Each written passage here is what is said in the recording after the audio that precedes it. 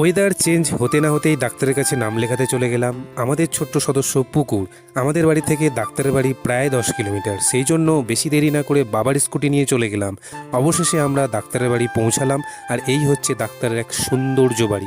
জায়গাটা কিন্তু ভীষণ ভালো। আর ডাক্তারবাবু নিজের এবং পাবলিকের সুবিধার জন্য নিজের বাড়ির গেটের সামনে কিছু কাগজ লাগিয়ে রেখেছে, যাতে সুবিধা হয় যে কখন চেম্বার খোলা আছে এবং কখন চেম্বার বন্ধ আছে।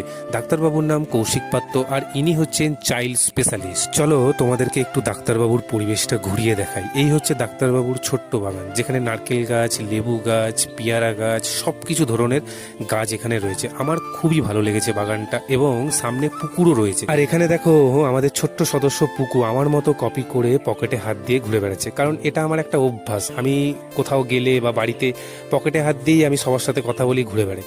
তো সেই জন্য ওটা দেখে আমার মতো কপি করে স্টাইলে হাঁটছে। ঠিক আছে, কেমন লাগলো তোমরা অবশ্যই কমেন্টে জানিও এটা। আর এটা হচ্ছে ডাক্তারবাবুদের পুকুর, তাতে উনি খুবই ভালোই বড় বড় মাছ চাষ করেছেন। আর তার পাশেই রয়েছে এক পুরনো বাড়ি, পুরনো হাভেলি বাড়ি। মানে জায়গাটা খুবই ভালো, খুবই সুন্দর। আমার তো খুব ভালো লেগেছে। তোমরা অবশ্যই কমেন্টে জানিও কেমন লেগেছে তোমাদের। ফাইনালি ডাক্তারবাবু চেক আপ করতে শুরু করে দিয়েছে, কারণ আমাদের 3 নম্বরে নাম ছিল, তাই আমরা একটু বাইরে ওয়েট করছি।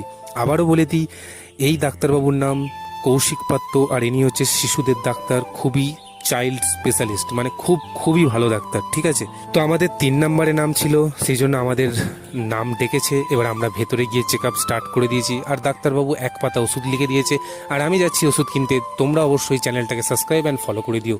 Good bye.